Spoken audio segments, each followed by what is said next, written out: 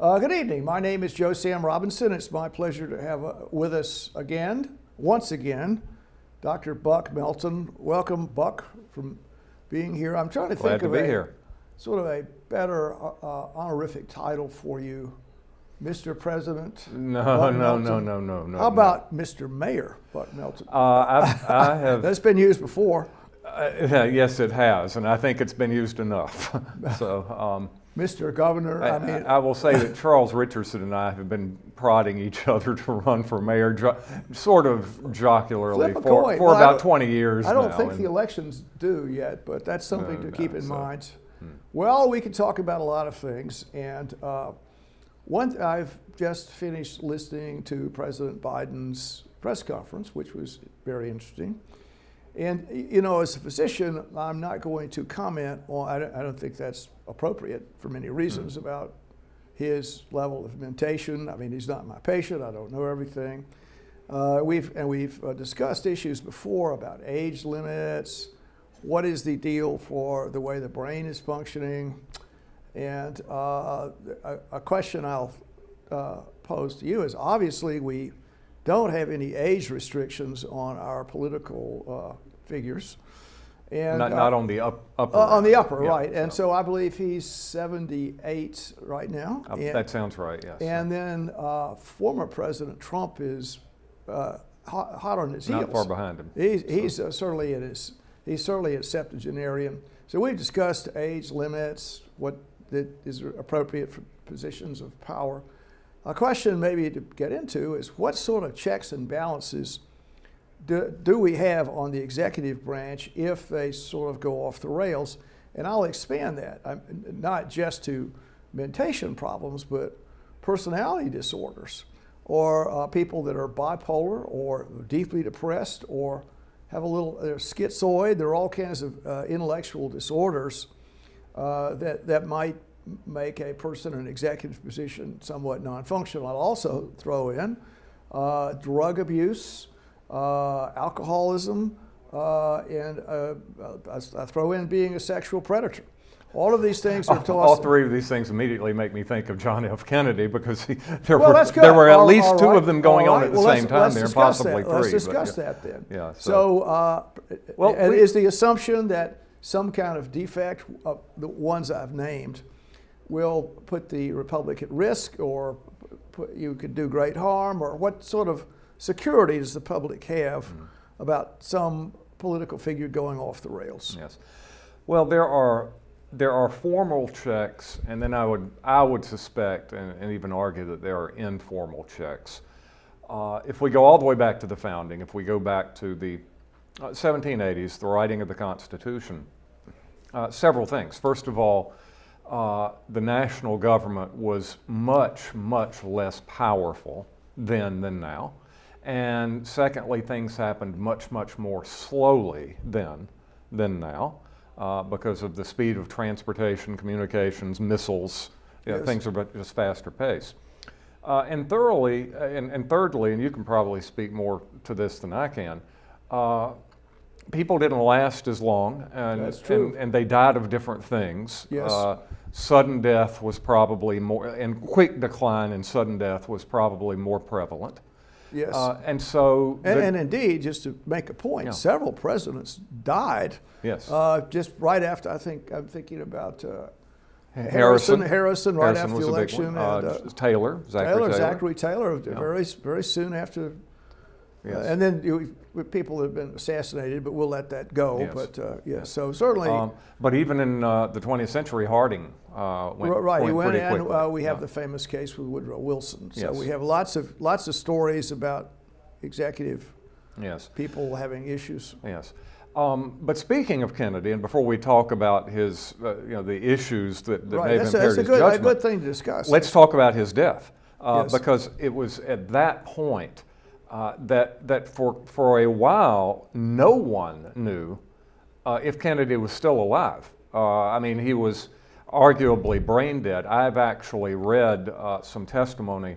I don't think it was before the Warren Commission. I think it was before Congress, that if Kennedy had managed to survive with that level of brain damage, this would have been his disability, and it would have been massive. I mean, he would have been an invalid, but he still would have been the president. There would be no way to take the powers away from him at that time? Not really. And in 63, no way to do that? Not really. And also the possibility of a decapitating attack. While you're there at Parkland Hospital discussing whether or not Johnson is the president yet, he hasn't taken the oath. Kennedy is, his heartbeat is still going for a while. This was a terrible thing. There were still people alive, plenty of people alive in the 60s when Kennedy was assassinated, who remembered Woodrow Wilson having a massive stroke and being an invalid for pretty much his last several months in office. So that is what spurred those memories of Wilson, and then this event with Kennedy spurred the passage of the 25th Amendment, which is the Presidential Disability Amendment. But that still leaves a lot to be desired. And one comment I'll make about that is it's the neurosurgeon, famously the neurosurgeons were involved in this event and pronouncing him on and on. However, this was many years ago, and if a similar injury happened, it certainly could be possible just to keep the heart beating. Yes. It could have been, and that's a good point, is they probably elected to just back away, obviously, but under some circumstances in some cultures, it could have been possible to have kept the heart beating. It certainly could have happened. Yes. I mean, it would have to be a different this is 1963, different situations. If this happened now, there could be some ways to maintain this patient. Yes, and it depends. Yeah, I think the testimony of, I think the first doctor who was in there said he detected a heartbeat but not a pulse, and then no other doctor said I didn't hear a heartbeat. But it's an up in the air thing. So the 25th Amendment essentially has a voluntary provision and an involuntary provision. So the voluntary provision, and keep in mind by now it's the 60s, it's the 70s, it's the 80s, and so presidents can stay alive longer, the medical technology is better, so we run into this stuff. Yes. So the voluntary provision is if the president essentially tells the cabinet, the vice president of the cabinet, that he is not able to discharge his duties, then the vice president becomes acting president. And this is a new concept with the 25th Amendment. And it's really Can the president reclaim? I feel better now. I had a little. Yes. I went a little crazy last week, and now I'm back, and I want to take. Is it hard for him to reclaim his? No, it is. Well, I mean, can he independently say, "Now I'm okay"? Does he have to persuade people? There is provision for that in the voluntary section, and it has been used a few times. And of course, this is probably the fodder for late night talk shows and SNL. But the times that it has been used has been when presidents have undergone colonoscopies. So and so they go under the anesthesia, the sedation. I think that happened with President Biden recently. Yeah, is that I think right? So for an hour and a half or something. Yeah, I think George W. Bush and possibly Reagan. Although I think Reagan did. I mean, he was certainly when he'd been shot. He certainly was. But he, to my knowledge, did not abide by the 25th Amendment voluntary provisions at that point. So, if I'm correct. So let's say you're doing the colonoscopy. So you come out of the sedation, you're good, you're not drunk anymore, and so at that point you notify the vice president of the cabinet, I'm back. I'm taking my powers back. Now, what happens if instead of colonoscopy, you have a psychotic break? Yes. And you refuse to hand over the power. Yes.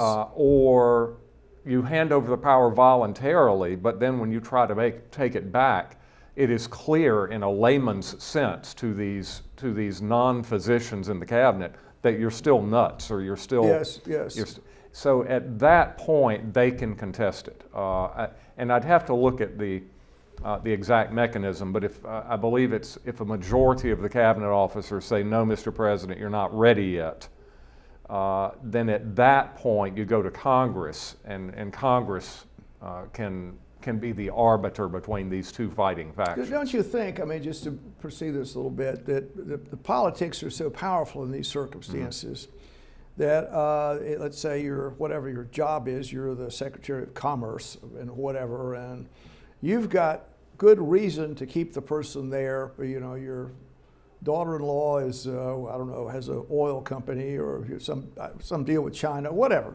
I want to keep him there. He's obviously just really whacked out. You know, I don't like the vice president. The vice president has indicated to me he's going to investigate my car dealership or whatever. I mean, and so there could be, the assumption is that the cabinet would act in national interest. And I think this comes up a little bit with President Biden. I mean, certainly it's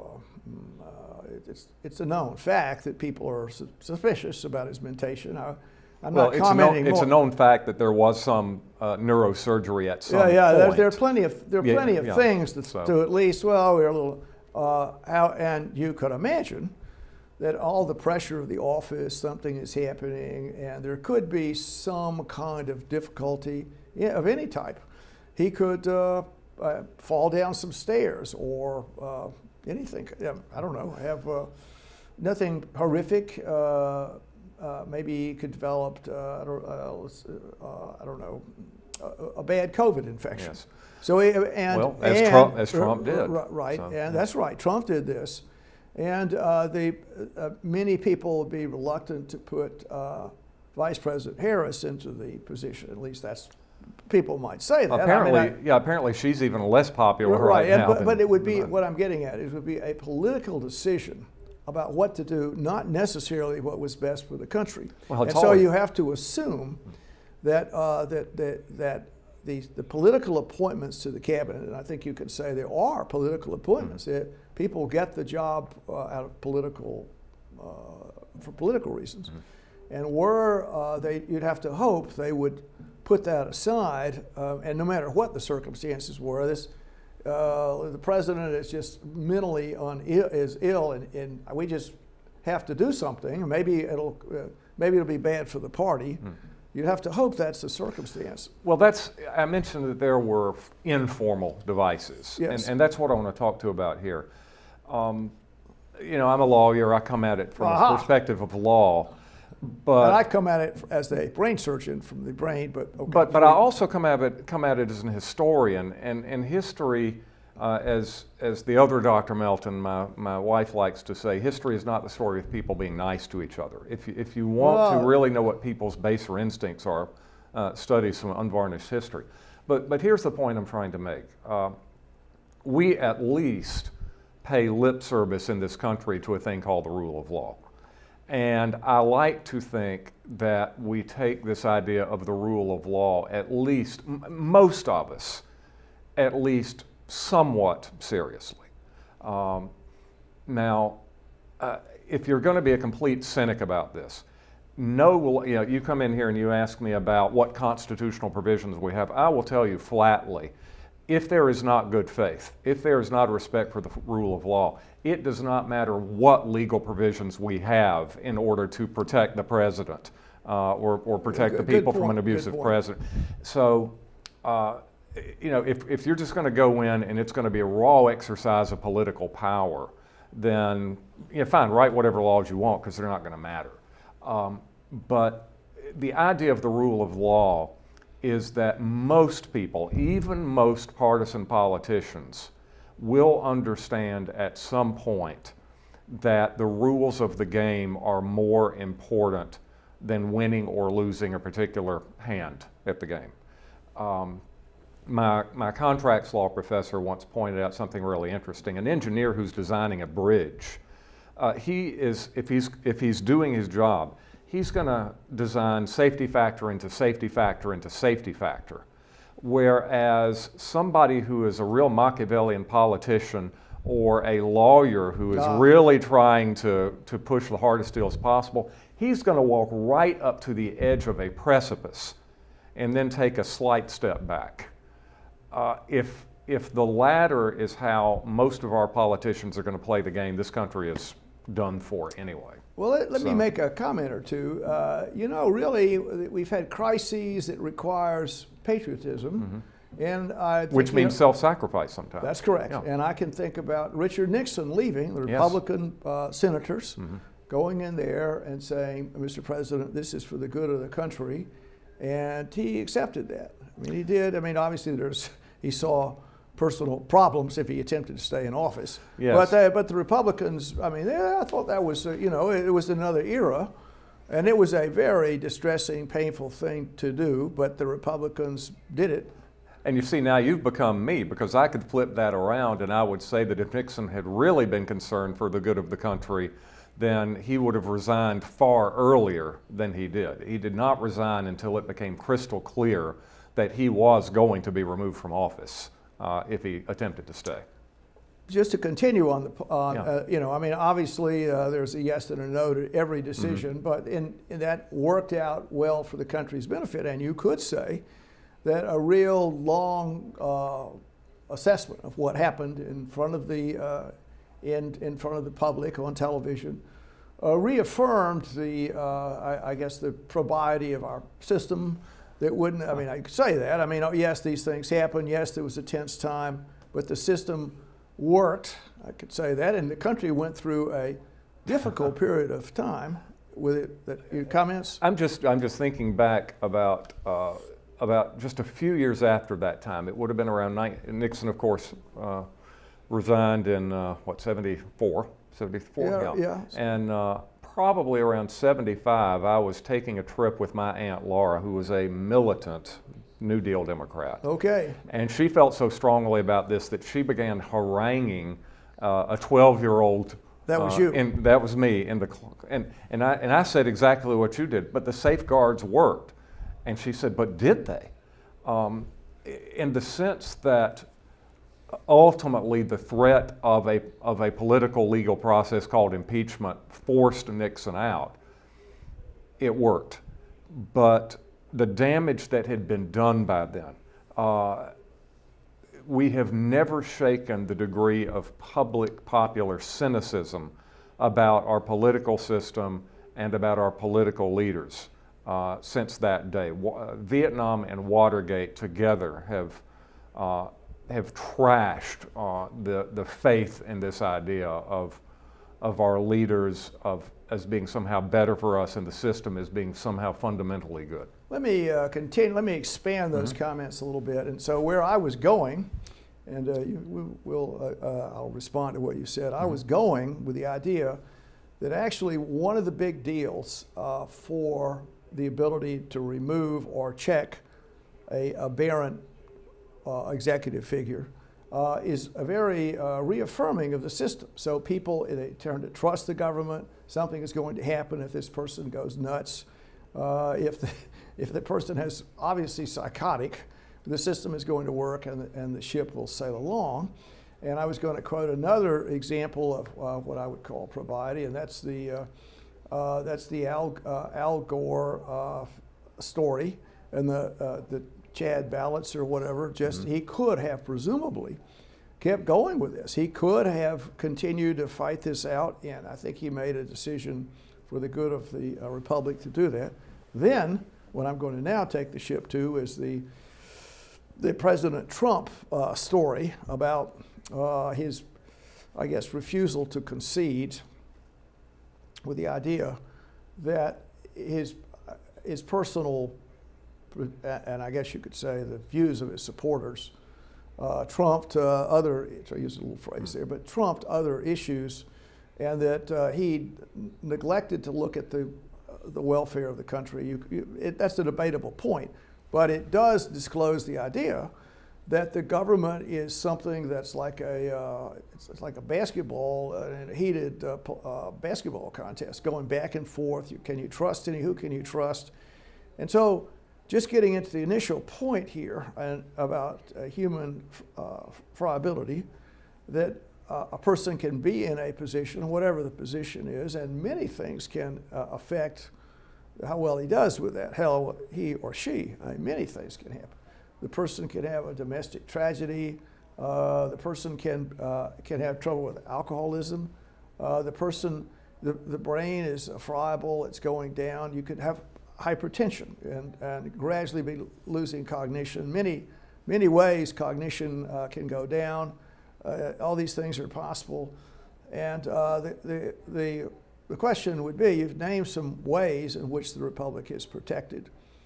But pushing the button a little bit on this, is there some point that we have to change the system or pull back a powerful executive, and what would that point be? Now, you mentioned John F. Kennedy. I think that's a useful level of inquiry. So he certainly, as best we can determine, had a lot of girlfriends. I mean, I don't know, these days with the Me Too, whatever it's called, they would get him, I think. Could John F. Kennedy have survived with having so many girlfriends, many of them of possibly Soviet agents or a member or fellow travelers with the mafia or whatever? I mean, so all these things are going on, and presumably that's okay. Another big thing was his chronic health problems, which were knowledge of this was quite suppressed, and even a bigger thing was his use of varying kinds of psychotropic agents. Whatever he was on, different kinds of pain medicine, different kinds of this, different kinds of that, and so he was a person who had many demons. And did they affect his how he worked, or how things went? And I will say one famous example is allegedly, if one can believe this, when he met with Nikita Khrushchev in Vienna, I think in '62, he was he had some Dr. Feelgood giving him different kinds of psychotropic medication. Yeah. And this is the story. And then he went in and he was sort of a bit punchy, and Nikita Khrushchev thought, I can push this guy. Yeah. At least that's so. And maybe there are a zillion other examples of this. What does the public do to protect itself? Are there enough checks and balances in the system? Presumably, if a person is really just nutty or demented or whatever, or has substantial personality difficulties, the party will try and do something about it. His fellow players in the political scene will try and rein the guy or lady in. Yes. Is that enough protection? Probably not. Yeah, with Kennedy, I believe one of his problems was Addison's disease. He had and steroids. He had steroids. Degeneration in his lower back. Yes, he terrible was pain, brace. Awful pain. Yes, awful pain. So he was mixing the steroids. He was mixing various analgesics and chasing them with whiskey. So yeah, but we're fallible human beings, and I want to digress for just a moment to talk about the pressures of the office. Just recently, I think it's Princeton who has come up with a virtual reality game, and it's marketing it mainly to policymakers, and members of Congress are some big targets here, and they can come do this for free. But it's called Nuclear Biscuit, and you put on the goggles, and the scenario is we have apparently detected a launch of several hundred Soviet missiles, and they're inbound. And the VR, you're directed down into the bunker, and then you have a very few minutes to decide what your options are. Limited response, main counterforce strike, and then massive retaliation. And well, this should have been gamed out before. I'll just say. It has been gamed all right, out. They in do many this ways. to me. All right, bring up the game scenarios. That's what I would say. No, but you have to do it yourself, right? Yeah, but it's been gamed out for decades. Right, but this is a VR game that brings it to a new level. That has to happen. You have to and the pressure of this game, which everyone who takes it knows it's a game, the pressure is so great. Several of these policymakers just take off the set and get up and walk away. Really. So imagine what the pressure would be like in real life. But what can you do? I mean, a president is naturally going to surround himself with his own little clique, and a lot of them are going to be yes men, and a lot of them are going to feel a proprietary sense of wanting to shield the president from bad press. What it comes down to is, to go back to my walking up to the precipice metaphor, is yes, maybe there are people like Al Gore, or I'll give you Richard Nixon for the sake of argument, who do ultimately do the right thing. But what they're doing is calculating where exactly is that precipice. And if they calculate wrong, and they go over, they take the country with them. So what do you do? It's who watches the watchers, and this is an age-old problem. Well, to me, I said this. I hope this is the circumstance. I hope they're using artificial intelligence. They've run this. I hope the computers have done whatever, and it's almost these are the options 1, 2, 3, and there's not much in the way of human input into it. With obviously the caveat that let's see, we had fail-safe for the movie. Things so the computer something may happen. So there's a human. However, I think in general, you can get a better answer for what's going on, and you finally get to the circumstance. I think they're trying to make it an existentialist decision. Are you going to push a button and blow up everybody, or are you going to just take the hit? And actually, I think something like this has almost happened a little bit. If I can know the story, I mean, maybe I'm picking a time, 1983 sometime, maybe you've seen this, but the Soviets were very nervous about one thing happening, and then there was sort of a computer malfunction. Exactly. This actually happened. It was in response to exercise Able Archer 83, right, NATO mobilization. Yeah, and so it was just like a little game that was being played, yes. And they might have taken this seriously. And then in the middle of this journey toward catastrophe, a Russian general said, I'm not going to do this. Colonel Petrov. Yes. Colonel Petrov. He saved really the planet. He was in. Maybe he should win a Nobel Prize for something. He was in a Soviet, essentially the Soviet equivalent of NORAD. Right.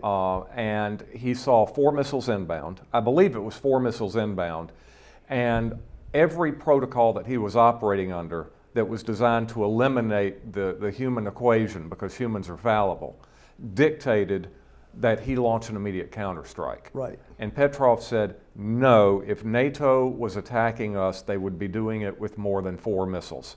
I am holding off. I am not going to counterstrike. He saved the world, and for that he was relieved and sent to Siberia. Is that right? Yeah. And there was another occasion. I wonder if he's still alive. Let's invite him to make him. I tell you, another occasion. Speaking of Kennedy, the Cuban Missile Crisis. Yes. And I can give you the day on this one. It was Saturday, October 27th. Yes. And there was a Soviet submarine with a nuclear torpedo on it. And these submarines were primitives. The Soviets didn't really have a solid blue water submarine force. Right. It was not a nuclear submarine. It was a diesel boat.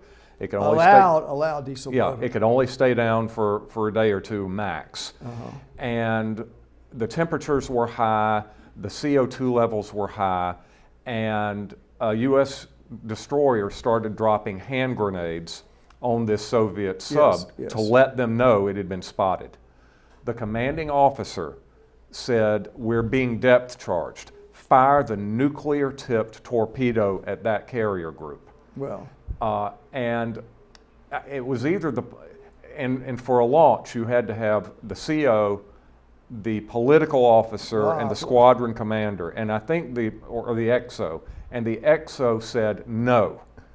And apparently there was a screaming, shouting match. Well. And he refused to give his concurrence. Saved the world. Well. This Soviet exec on this boat. So that's the checks and balances maybe I talked about. So are there human checks and balances, people of goodwill, in the middle of the interstices with so much power and responsibility is being put in the center, so to speak? We can only hope. And by the way, one quick postscript. I didn't mean to cut you off, but if you've seen the movie Crimson Tide with Gene Hackman and Denzel, I glanced at it. I know the movie. That was patterned. It was set in the '90s, but it was patterned after that event. Well, anyway, go ahead. No. I mean, I think we're sort of moving toward the conclusion of our little chat here. Yes. But it does appear to me that the system is not producing the kind of leaders that the country deserves. I'll say that, and they're getting in positions of power by happenstance a lot. I'll say one of the things that might be good is if you're a politician and it's been your career. Many people know your personality. They know whatever the defects are. They're watching you. That would be, at least that's a good thing. If you come in just straight off the street, then you might not have been vetted as much. And you could say, just looking at the people that seem to be in, I'm thinking about the U.S. senators of both parties, both the Democrat and the Republican. The last senators we've had have sort of not been vetted so much. You could say President Trump has never been vetted. You go through and list it. You could say John F. Kennedy was only a little vetted. But hopefully that would do something to give the public some sense of security. And I don't know if you have any other comments on this subject at this point, Bucky. Anything else that you'd like to present to the American people right now? It's an imponderable. It's a curse of our modern existence that this amount of power rests in the hands of so few people, and it brings human fallibility to the fore, and we just hope that somehow we will live through it. Well, thank you for your presence here tonight, and we'll wish you well, and we'll see you back again. Thank you. Indeed. Thank you. This program is brought to you by the Georgia Neurosurgical Institute. For over 50 years, rendering neurosurgical care to patients of all social conditions, treating complicated problems involving the brain, spine, spinal cord, and peripheral nerves, endeavoring to encourage quality care, medical research, innovation, and education on a local, national, and international basis.